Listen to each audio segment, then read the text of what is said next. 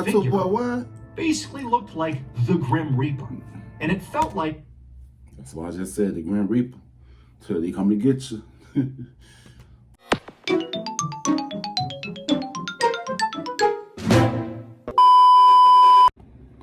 Yo, what's good? What's going on, YouTube? It's your boy Kewonis CB, and now I'm back with another motherfucking reaction video. You know what I'm saying? Today's one was to be reacting to Mrballen. Moments between life and death caught on camera. You know what I'm saying? Man, this video caught my attention, so I'm like, let me react to this, because I haven't reacted to Mrballen in a long time. Y'all know he's like the best storyteller on YouTube. You know what I'm saying? Like, it's like with his stories, you could visualize what he's talking about. Like, I be so in tune, you know what I'm saying? I know I got ADHD, like, I don't really be in tune. A lot of people say, like, blah, blah, blah, you know what I'm saying? But yeah, let if you give a thumbs up, you're gonna give a thumbs down, because I know why. We don't care, just you too, you know what I'm saying? Yes, squad, let's get straight into this video. Let's get it. Full screen, let's go. Have you ever wondered what happens when you die? Well, today, I'm going to tell you 3 stories that all give insights into what might actually happen. And these are not hokey stories. These are stories with, like, evidence, photographic evidence in some cases. These are deep, unsettling stories. But before we get into those stories, if you're a fan of the strange, dark, and mysterious delivered in story, you just go to a different dimension. You come to the right place, because that's all we do, and we upload once a week. So if that's of interest to you, please sneak into the like button's house and flip all of their wall-mounted TVs upside down. Also, please subscribe to our channel and turn on all notifications so you don't miss any of our weekly uploads. Okay, let's get into today's stories.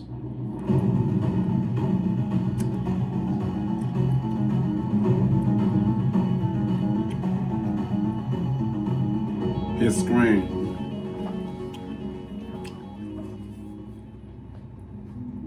On the evening of December 27th, 1984, a 16-year-old boy named John Boulware sat... I know him. I heard of his story. Yes. I his his story, like the ghost face, like he was died in a car accident or some shit. Like and the person who captured the picture of the scene caught his facial expression of his ghost. He like, after he died. I know this picture. Yeah, I think I know this. Passenger seat of his best friend's Jeep as they drove down a residential road in St. Paul, Minnesota. John's best friend was driving, and 2 more of their friends from school were in the back seat. They were all talking and laughing and singing along to the radio. It was dark outside and it was rainy and kind of an awful night, but John didn't care. He was way too excited because that night he and his buddies were on their way to see the megastar musician Prince perform live. So Prince was obviously a massive star at the time, and anyone at the time would have been pretty excited to go see him perform live. But this was a particularly big deal for John and his friends because Prince was actually from Minneapolis, Minnesota, which was just 20 minutes away from St. Paul, where they were from. So it was kind of like they were going to see their hometown hero. Now, John and his friends didn't expect to become, huge rock star gods like Prince. But there was just something about seeing, this hometown guy achieve his dreams on an international scale. It was just really inspiring. And so, and low key, a lot of people would hate on the person that's from their city that's famous. Especially where I'm from, Chicago. John and his friends are just so stoked about this concert, like they can't wait to get there. And so John, with all this excitement, he turns around to talk to his friends in the backseat about this concert and how great it's going to be. But right as he turns around, he hears a loud screeching sound, and he whips his head back around just in time to see the headlights of the car aimed at this tree that they're careening straight towards. He screams, he hears his friends screaming, they smash into the tree, and everything goes dark. A few minutes later, a St. Paul police officer named Brian Coyle and his patrol partner pulled up behind the now wrecked... Yeah, I think that's the... Yeah. They'd been on their regular patrol when they'd gotten a call about the car crash. Now, the call had I heard the story in the crash, so they really didn't know what to expect. Now, when Coyle stepped out of his own car and walked towards the wreck, it was raining and dark out, and the visibility wasn't great, but right away he saw there were 3 teenagers who were standing upright outside of the car. Now, they looked pretty shaken up and they visibly had some cuts on their body, but overall, his assessment was they were basically okay. And so while Coyle's partner went to go examine the wreck itself, Coyle walked up to these teenagers, and one of them, through tears, explained to Coyle that he had been driving, and he said he had been just going too fast, and he tried to take a sharp turn, and he hydroplaned, lost control, and they hit the tree. And then the driver said it didn't matter, though, how this happened, because what mattered now is his friend, John, is still in the car, and he's not moving. And so Officer Coyle left the teenagers and told them to stay put, and he walked over to the wreck where his partner was, and Coyle, he knelt down and he looked inside the Jeep, and he saw the other teenager, John, slumped over inside the passenger seat, and he wasn't moving. And so Coyle asked his partner, "Hey, have you checked him? Is he okay?" And the partner looked at Coyle and just said, "No, he's dead." So Officer Coyle took a deep breath, and while his partner called for backup and taped off the scene, Coyle went back to John's friends and broke the news as gently as he could. But of course, they were all devastated. The only thing Coyle could do to help them was to... I mean, that gotta be traumatizing, bro. Like, losing your friend in a car accident like that, man, and you there, whoo, that shit would traumatize the fuck out of people. An ambulance to come and take them to the hospital to get checked out. Man, once the ambulance had taken them away, so and once John's body had been removed from the Jeep, Officer Coyle and his partner began to document the scene by taking photos of the crashed car with a camera. Now, this was all standard practice, and so while they did it, they didn't think anything of it. However, about a week later, when Coyle and his partner were reviewing the photos they took, Coyle noticed something shocking. One of the pictures that Officer Coyle had taken was so bizarre that it ended up in newspapers, not only in Minnesota, but all over the country. Even today, 30 plus years later, people are still talking about it. When you see this photo, you'll understand. I know exactly photo you're talking about. This is the photograph. It's a photo, It's a photo I'm talking, I remember this. This was going viral all through the internet. I saw this like a couple years ago. I was like, I'm like, damn, for real. Yeah. If you look at the top right, above the Jeep's open door, you'll see something that could just be a flash of light, but to Officer Coyle and so many others who've looked at this photograph, they say that weird apparition-looking thing above the Jeep looks eerily similar to John Boulware's face, the 16-year-old victim of the car crash. And it almost looks like this photograph captured like the moment of John's spirit departing Earth, like it's showing his final moment in life, like when he died, screaming as the car is about to crash into this tree. Yeah. That stuff could be crazy though, man. Like, it's a lot of spirits here. Yes. Make a free account. I think that's in what they call it, purgatory. Like they don't know that they are dead, but if they gotta give clarification that they're dead, bro, like that stuff is so scary, bro. Like then you trap at a place where you think you're still alive, and you trying to get people's attention, but you don't know that you're dead, bro. That stuff is so crazy to me, though. Like, bro, like it's a lot of spirits that died too soon. It wasn't really their time, bro. Like, damn, can you really think about that shit? Damn. Like some people that they gotta face the fact that they are gone. Like, but man, it's crazy, bro. Like, damn, crazy. By the pool. One evening in the summer of 1974, a 60-year-old doctor named Julian Kirchick sat beside his backyard pool at his home in Old Westbury, New York, which is a suburb of New York City. It was a quiet, sunny day, and Dr. Kirchick was glad to have some time to relax. He was a surgeon at a local hospital, and he also had a wife and 4 children, so it was not often that he got a moment of peace to himself.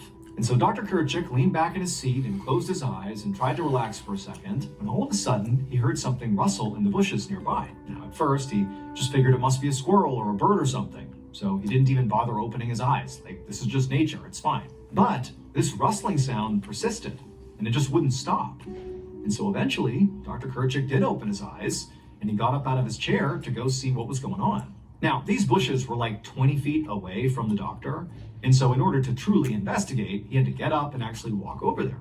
And so he gets up, and he takes a few steps when he suddenly freezes. Because now, when he's looking at the bushes, he sees there is someone standing basically in the bushes, a person. But he realized this person was not a normal looking person. The person was wearing what appeared to be this dark, long robe that covered their whole body. And in fact, the robe kind of obscured their face. It was like they were this dark presence just standing there in the middle of these bushes. And so Dr. Kerchik is just frozen, having no idea how to react to this. I mean, does he call out for help? Does he, chase this guy out of his yard? Like, what does he do? That's the wrong thing to do. Chase out the motherfucker. I would chase out the motherfucker. Especially the little thing, creepy and scary, but your body tells you everything. Let's get your body. It's your spirit. And as he's standing there transfixed, this person in the robe extends one of their arms, this long, skinny arm, and kind of begins to beckon Dr. Kerchik towards them. And Dr. Kerchik went from being sort of startled to being terrified. Well, I've been terrified too, boy. What? Basically looked like the Grim Reaper. And it felt like... That's why I just said the Grim Reaper. Till he come to get you. Now, the Grim Reaper is beckoning him to come with him, to come die, basically. That was the feeling he suddenly had. And it was unbelievably overwhelming. And so Dr. Kerchik is staring, horrified. He blinks for a second, and the man is gone. Over the next few days, Dr. Kerchik obsessed over what that man his time. That man his time was coming. Really, it felt like he had just witnessed the Grim Reaper, and worse, that the Grim Reaper was like telling him to come with him. Like he was signaling to Dr. Kerchik that his time on Earth had come to an end, that his death was imminent. That's what Dr. Kerchik is thinking. But Dr. Kerchik, he's a surgeon. He's a man of science and reason, and he can't... What if his wife died? He can't get his wife. Or somebody that he was close to that died. He just visualizing it. Man. Y'all when you connect to the spiritual world, bro, you understand how this could have happened. I mean, even if it was just a hallucination, it was so vivid, it was so visceral. Like, how could this be? What's going on with him? But the problem Dr. Kerchik had was, who's he going to talk to about this? Hey, by the way, I saw the Grim Reaper, and now I'm worried I'm going to die soon. Or maybe somebody in my family is going to die soon, or a patient is going to die soon. Like, who's going to have that conversation with him? But at the same time that he was feeling increasingly isolated because of this, whatever he saw, he couldn't help but feel like it was real, and it was driving him mad. Like, I'm not doing anything, and something bad is imminent. What do I do? And so for months, Dr. Kerchik just carried this incredible weight with him everywhere he went, like this constant sense of unease, until October of 1974. That month, Dr. Kerchik... That's the same year, It's the same. My mom was born in October 1974. He suddenly got sick. He had a fever, and it just wouldn't go away. And so he went to his own doctor for a checkup, and his doctor told him, I got some bad news. That day, Dr. Kerchik was diagnosed with an incurable form of blood cancer. He was heartbroken, but he was not totally surprised, because for him, this sort of felt like a validation of what he'd already seen. Death. The Grim Reaper had been calling him, and now Dr. Kerchik knew why. Dr. Kerchik would share his story with newspapers, which is how we know about it today. And shortly after sharing his story, Dr. Kerchik would die. Damn. That shit crazy. Hey guys, I have a really cool announcement for you. Will tell you so something, right now, if you head over to shopmrballen.com, you will find brand new, limited time. On the afternoon of Sunday, August 27th, 2000, a 50-year-old husband and father named Bruce Leniger sat in his living room in Lafayette, Louisiana. He and his wife and his 2-year-old son James had just gotten home from church, and now Bruce was just trying to relax. However, it was proving very difficult to relax, because as Bruce is trying to sit on the couch and just kind of close his eyes for a second, his son, James, the 2-year-old, has his toy plane, his favorite toy plane, and he is repeatedly smashing it into the coffee table as loud as he can, saying, plane crash, plane crash, plane crash. And while... That's a signal. Hey, y'all know them kids, they see everything. Okay, y'all know being a kid, them he be ignoring them damn signals, so he go down the plane crash. Of course, James is a kid. He's going to be loud and noisy and obnoxious. That's what kids do. But for Bruce, he's watching his son do this, and he couldn't help but be really concerned. Right. Because lately, like over the past few months, James had become unnaturally fixated, not on planes, but on plane crashes. And even more specifically, James had begun having these recurring nightmares, like 4 or 5 times a week, where he'd wake up terrified and he would say he, James, had just been in a horrible fiery plane crash. And it was like every night that was the nightmare. And it was like Bruce and his wife didn't even know what to make of this. Like, where's he getting this from? James was a pretty sheltered kid. Like, he wasn't being exposed to, horrible plane crashes, either in movies or TV shows or books. I mean, he's a 2-year-old. Now listen. It just made no sense that he was having this recurring nightmare. But what made it even more kind of unsettling is that James wasn't just fixated on the plane crash aspect of this nightmare. He also began to tell Bruce and his wife these weird details about the plane crash, because it was always the same plane. Hey, them dreams, man, them dreams and stuff would tell you, them visions, it would tell you, show you something before it even happened, bro. Listen to them dreams, listen to them dreams. Cause I had a sister that passed away, like she was like a real close friend. She pictured her death, and it's so crazy. Like a year later, she died in a car accident, bro. Oh man, that stuff is crazy, bro. That stuff is crazy, bro. Like some people can see shit before it even happened. So that's me. I can see shit before it happened. That's crazy. In his nightmare, he began telling his parents that the Japanese shot me down. And Bruce and his wife were like, what is he referencing? Like, is this a World War II reference? But again, he's past life. Like, developmentally, it's not something he would say even if he was exposed to it. Like, it just didn't make any sense. Now, over the past few months that this behavior had really ramped up, Bruce and his wife had taken James to the doctor to say, what's going on here? Like, what's my kid doing? I don't understand any of this. And the doctors were all like, he's a kid. Like, yeah, it's a weird fixation he's got, but he'll grow out of it. Like, don't worry about it. But to Bruce and his wife, it just seemed like James was not growing out of it. He was just getting more and more fixated as time went on. And so as Bruce is sitting there on the couch watching James for the millionth time smash his toy plane into the coffee table and pretend it was this plane crash he couldn't stop thinking about, Bruce decided he had to do something about this. And so over the next couple of months, Bruce, instead of trying to figure out what was wrong with James that was causing him to fixate on this plane crash, instead of doing that, he began sort of like leaning in and asking James to give him more information about whatever he was seeing in his nightmare. Like, give me all the specifics you can possibly recall. And James would eventually let on that it wasn't just the Japanese that shot him down, it was the Japanese military. And also, the type of plane that James was flying in, apparently, was a Corsair plane. Bruce had never heard of that before. And again, he's looking at his 2-year-old son, thinking, how do you even know what a Corsair plane is? But nonetheless, that's what James said. And so Bruce doesn't know what to do with this information, but again, he's just trying to learn. And so in November of that year... And people think that reincarnation is not real. That shit is real, bro. Alright, some people need to let that traditional heaven and hell shit, that could be real, but that reincarnation shit, that shit is definitely real, bro. Like a lot of us been here. Energy never dies, it just transforms. And that energy from in the 1940s, that shit transformed all the way to the 2000s. Because how the fuck this kid would know what the fuck them playing? Yeah, reincarnation is real, gang.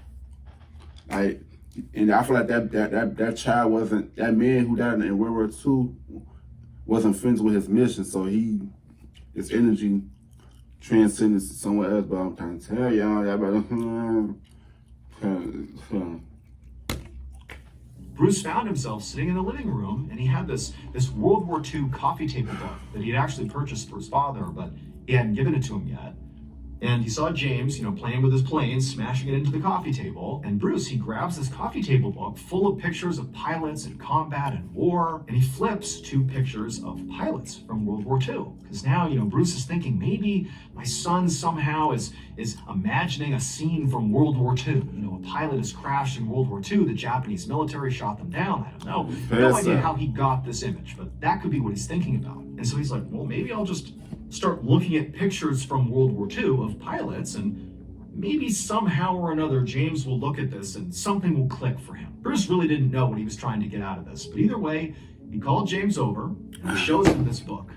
And he's like, James, do you recognize any of these planes? Like, are any of these planes the Corsair plane that you flew, in your dream? Is any of this stuff sort of lining up with your dream? Again, he's talking to a 2-year-old, but the 2-year-old sort of got it. James looked at the pages, but nothing clicked. James sort of reached down and was just kind of flipping through all the pages, and there was nothing. There was no connection with James. But towards the end of the coffee table book, where Bruce is thinking, like, what am I even doing here? I'm like prompting my 2-year-old to research World War II with me. Like, what is this? What is going on here? Right. But as James is flipping the pages, he suddenly stops. And he points at one of the pages, and he says to his dad, that's where I was shot down. And he's pointing at the Battle of Iwo Jima. And so... EVE Online is a vast... And so Bruce, again, he doesn't really know what he's trying to accomplish here, but, clearly his son has pointed out this particular fact that's sort of roughly tied in with the other things he's brought up. He's had this dream about being a pilot who crashes because the Japanese military shot him down. He's highlighting a battle in Japan during World War II where, the Allies were fighting the Axis powers and the Japanese, could have been shooting somebody down. So it sort of made sense. Okay, fine. Maybe my son's dream is about something that happened at the Battle of Iwo Jima. Don't know how this even happens. Don't know how this is possible, but I'm going to do some research. And so that's what Bruce does. He begins researching the Battle of Iwo Jima. Doesn't even really know what he's looking for. He just wants to see if there's anything connected to what his son has been saying. And what he eventually discovers actually is sort of a relief. He discovers that there is no record of any Corsair airplanes crashing during the Battle of Iwo Jima. In fact, no Corsair planes at all were flown during the Battle of Iwo Jima.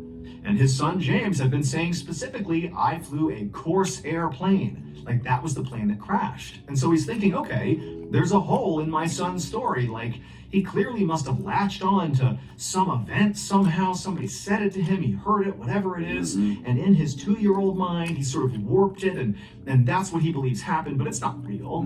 Like, he's not actually recalling something that happened in the Battle of Iwo Jima. Like, this is just, a false memory or something. However, Bruce was unable to definitively find the names of pilots who actually flew in the Battle of Iwo Jima. He wanted to find if there was any pilots named James who potentially crashed, during that battle, but he just couldn't find the information. Maybe it existed somewhere, but he couldn't find it. And so Bruce had this idea to get in touch with this old veterans group. All these old guys who had served in the Battle of Iwo Jima that were still alive. They were based out in San Diego, and they got together periodically and just sort of had social hours and stuff like that. And Bruce, he goes out to San Diego, and under false pretenses, he basically tells the group that he's shooting a documentary about the Battle of Iwo Jima, and he needs some information, about certain pilots that flew during the battle. He goes out there, and he goes to one of their social events, and he begins asking around, asking if anybody knew about any pilots named James who were shot down during the Battle of Iwo Jima. And basically all the men he talked to directed him to go talk to the group's historian, this one guy who kind of had all the information about what had happened during this battle. And so Bruce goes over to this guy and he starts asking him questions about, any pilots that, were shot down during the battle, do you know? And the historian, he tells Bruce that, during that battle, virtually no planes were shot down. However, there was one plane that was shot down. A single U.S. Air Force pilot was shot down during the Battle of Iwo Jima, and he was killed. And that pilot's name was James Houston Jr. Bruce couldn't help but be truly shocked that the only pilot shot down during the Battle of Iwo Jima happened to be named James. Like, that just seemed like a coincidence that couldn't be possible, considering what his son was saying. And so suddenly, Bruce doesn't know what to make of this information he's been given. For so long, his 2-year-old son, named James, has been talking about how in his dream he's been shot down by the Japanese military during the Battle of Iwo Jima. And now he's being told there was a single pilot shot down in real life during the Battle of Iwo Jima, and his name was James? Like, how is that possible? That just seems impossible. And so at this point, Agent of Death Bruce just is really transforms. holding on to the fact that his son had said his plane that he was shot down in was a Corsair plane. And this guy, James Houston Jr., who was shot down, the plane he was shot down in was not a Corsair plane. And so Bruce is telling himself, like, okay, this is just a crazy coincidence. Like, this didn't somehow happen to my son. He's not like channeling somebody else who died years ago. Like, that can't be what's happening here. This is just a wild set of circumstances. That's all this is. But he's freaked out now. And so he calls his wife and he tells her about what he's learned. And he kind of downplays how much this has really unsettled him. But he ultimately tells his wife, and the two of them decide, okay, you know what? Let's just do a little bit more research and just figure out what's going on here. Like, this is just so crazy. We got to do a little bit more research. And in doing research about James Houston Jr., they discover that James has a sister who is still alive. And so they decide to contact her. Not really even sure what they're going to say, but they figure, you know what, let's just get in touch with her and just tell her what's going on. Who knows? Maybe somehow she can explain this. Who knows? And so kind of on a whim, James and his wife, they send a message to this woman, to the sister. And the sister, when she finds out there's this 2-year-old who's sort of referencing her brother's death in some way, for whatever reason, her reaction was to send actual physical photographs of James Houston Jr. when he was a pilot, when he served in the military. She just sent a whole bunch of pictures to Bruce, his wife, and James to look at. Like, there really wasn't a clear set of what do we do now, and so that's what she did. Here are some pictures. So they're trying to get, like, to make sure the baby's like, oh, this is me. Yeah. Them dreams don't be coming for no reason, but he connected in a way. And when Bruce looked at these photos, it was like his whole world was completely rocked. Because in one of the photos that clearly showed James Houston Jr., he is standing in front of a plane. And that plane was a Corsair plane. And so at this point, for Bruce, it felt like the set of circumstances, the coincidences here, were simply too much to ignore. This is no longer coincidence. This is something else. And also, there's one other small detail that now was sort of bubbling up in Bruce's mind. And that was, periodically, his son James would talk about how he really wasn't named James. He was named James III. Just periodically, his son would say that. Not every time, but he brought it up enough that it was sort of a known thing, that he was James III. And now, Bruce is thinking, James Houston Jr., that's James II. My son, how could he possibly know all these things that happened to James Houston Jr. if he was not James III, right. James Houston Jr.'s reincarnated soul? Bruce would eventually... Yeah, that's why I said reincarnated. Hey, when I say engine never dies and just transforms, his son's story to the news, and the family would film a primetime segment on ABC about it. James was soon invited to the Battle of Iwo Jima Veterans Reunion, where he would shock the group with his knowledge of the battle. James also met James Houston Jr.'s sister, and when he did, he called her by a nickname that only her late brother ever used. After that, even she was convinced that her brother's spirit had come back to Earth in James III. If reincarnation is real, James's story is one of the most credible and well-documented cases in history. Yeah. Thank you. Man, what? Hey, when I tell y'all, bro, y'all better listen to them spirits and listen to them children that be knowing their knowledge and shit. Hey, like I said, energy never dies. It transforms, y'all. I always believe that reincarnation is real, bro. For real, for real. Like, I feel like souls, spirits that are reincarnated, they not finished with their mission here on this earth. On my soul, you know what I'm saying? I feel like we all here are on a mission to fulfill our purpose on this earth. You know what I'm saying? If you don't fulfill your dreams or your goals, you gotta go transcend to the higher. You know what I'm saying? Like, hey, but yeah, man. Comment down below on what you guys think about this whole situation. Like, is it creepy? Is it crazy? Let me know what you guys think. And also comment down below some videos if you guys want me to react to or do next. I got y'all. But without further ado, I'll see you guys in this video, y'all. I love y'all. Peace out.